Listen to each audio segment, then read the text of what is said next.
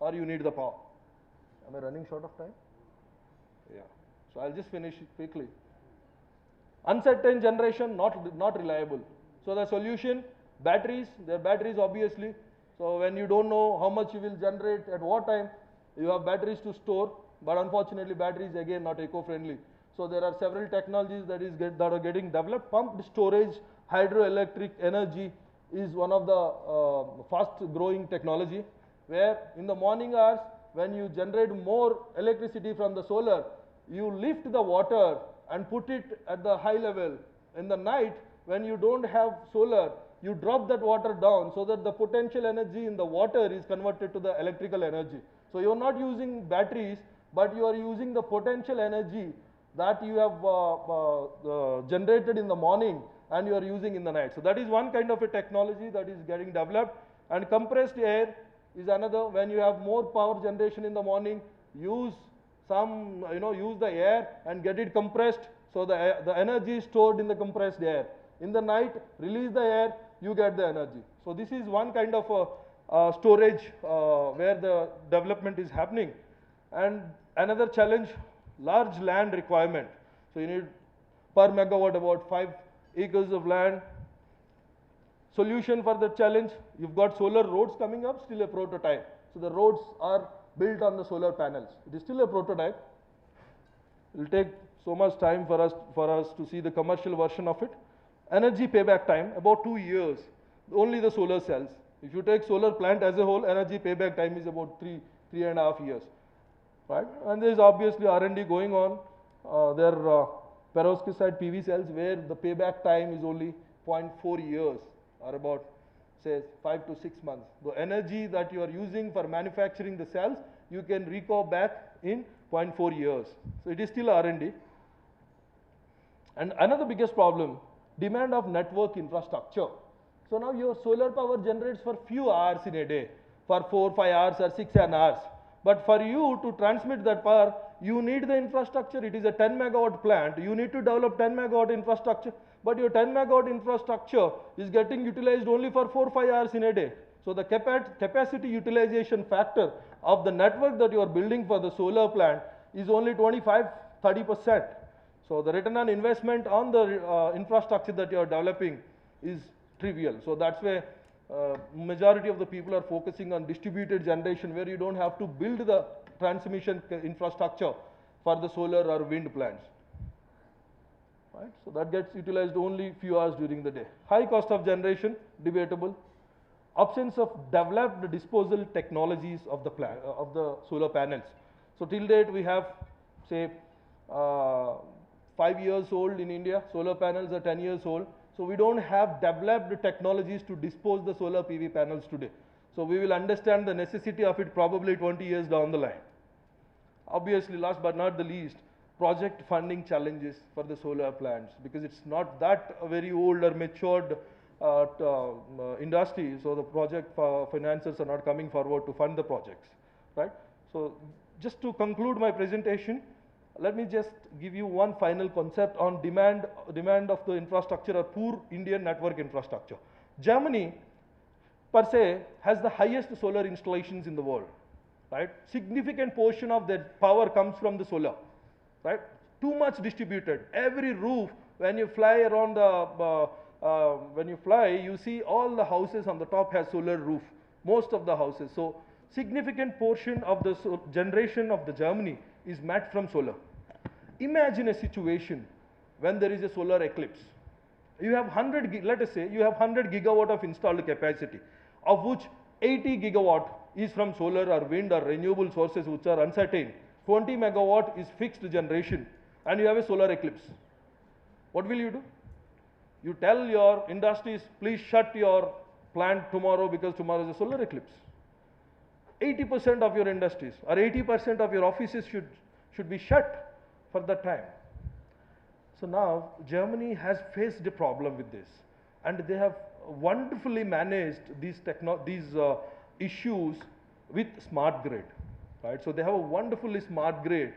I can sit here and then shut down a thermal power plant which is located 200 kilometers away, or I can shut down power to an industry which is 500 kilometers away. But today in India, the network or communication infrastructure in the grid is so poor that even today, a person sitting in SLDC, State Load Dispatch Center, calls to the substation operator, boss, shut down the substation, and he probably is 10 kilometers away from the substation. He walks down or probably takes a car. By the time he reaches there, half an hour, and then manually, their AB switches. So now there's a lot of network infrastructure that India has to focus before we focus much on the solar. If these two things go parallelly hand in hand, we can wonderfully manage our grid.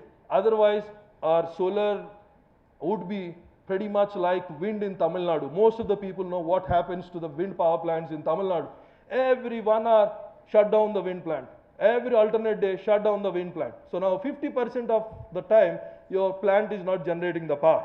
So that is not good. Even for solar, it is not good. We are going to face that problem probably 5 years or 6 years down the line if we are not planning our grid properly, right? So thank you for your time, and I thank Granules India for giving me an opportunity to present on the electricity and the solar power in specific. Thank you very much.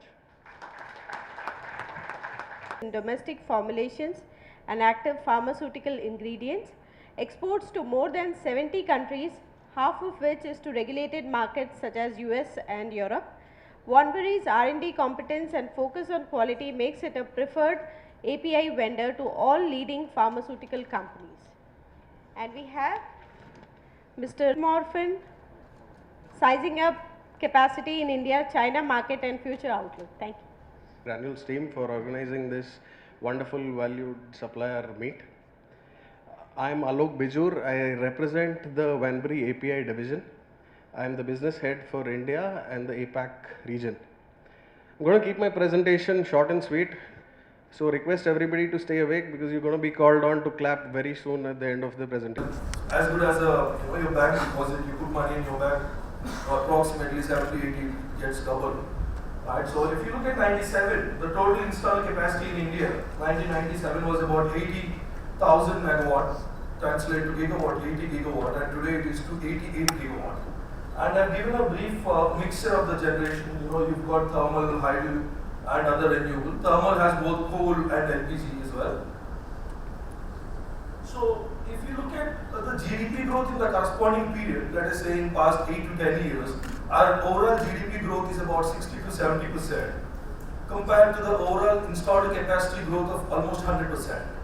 And unfortunately, our growth, GDP growth in past say 10 years, unfortunately, I'll leave it to the audience. So the growth is primarily attributed to the service sector. So now our manufacturing sector needs more power. Service sector needs less power when you compare it with the value terms.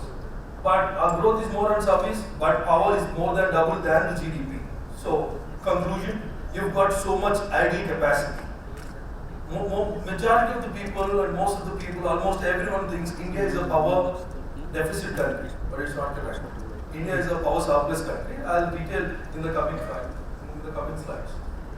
Right, so this is a brief sources, contribution of each sources to the total 288 gigawatt of installed capacity that we have.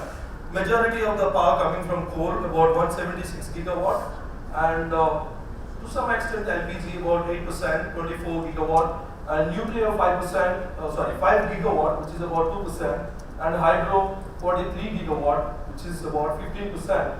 And renewable energy sources includes wind, solar, biomass, baggage, etc., contributes to about 14%. So today we have about 14% of total installed capacity coming from the renewable sources. Let me just give a brief about the regional generation. So in India we have about 5 zones. Right? One is the western zone in the electricity perspective, not the state boundaries wise. So in the electricity perspective, you've got western zone, you've got southern zone, you've got eastern, northeastern and northern zone. So basically these are the grids, these are the clusters of the grids connected to each other.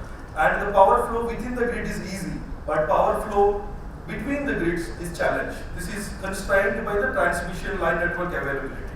Right? So if you look at majority of the power is in western, about 36% of the power generation is coming from the western zone, which includes your Bombay, your Karnataka. So I'll give the details about it in the Next slide.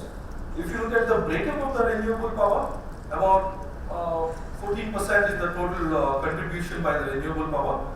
Majority of it is coming from the wind power. So about say 65% of Indian installed capacity is coming from the wind, and biopower, which includes biomass, waste to energy, that contributes to about 12%, and solar is about 13%. So we'll talk about solar in detail in the coming slides.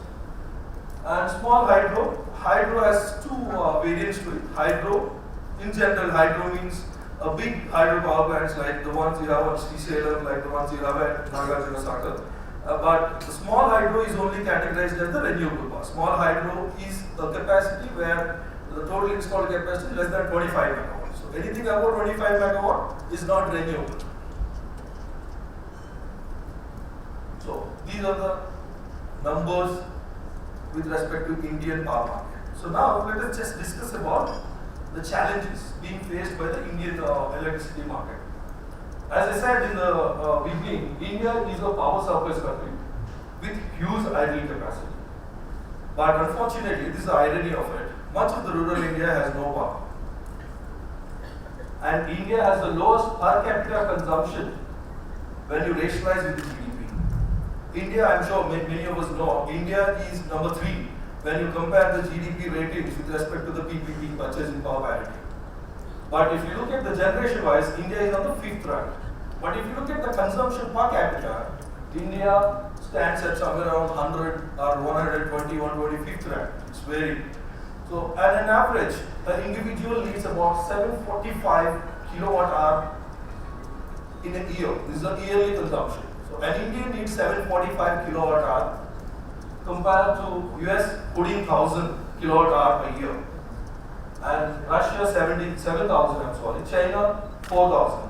So India has, when you compare it with the GDP number 3, but per capita consumption 120 or 140th rank. So we're consuming much less when we compare with our counterparts. So now it's a matter of proud that we are giving less carbon emissions into the world when we compare it to the per capita basis. The biggest problem today is we have surplus power in one zone. We just talked about 5 zones in the previous slides. There is surplus power in one zone and there is deficit in other zone. So if you look at southern zone, Granules India for giving me an opportunity to present on the electricity and the solar power in specific. Thank you very much.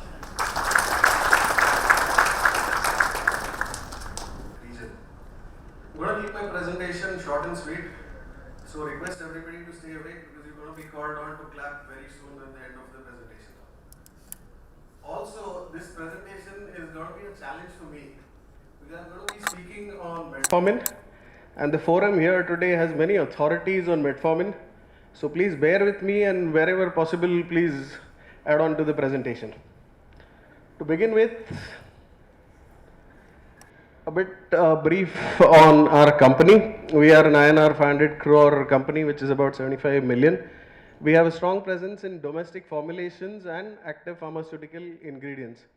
As part of our strategy, all the material which is made by the API division is meant for our customers. We do not use even a single gram of our API for our formulations. We have over 2,000 employees.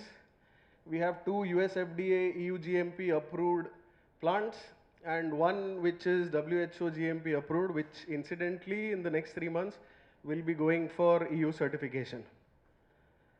When I was looking at the Granules presentation about regulatory compliance, and I have to say that anybody who's worked with the technical team at Granules knows that it's going to be impossible for a vendor to be qualified if he's not going to be up to standards when it comes to regulatory. So that for me is just a given. We are the world's largest manufacturer of metformin and the largest exporters of tramadol. We manufacture metformin 365 days, 7 days a week, 24/7 over 3 locations. So basically we eat, drink and sleep metformin.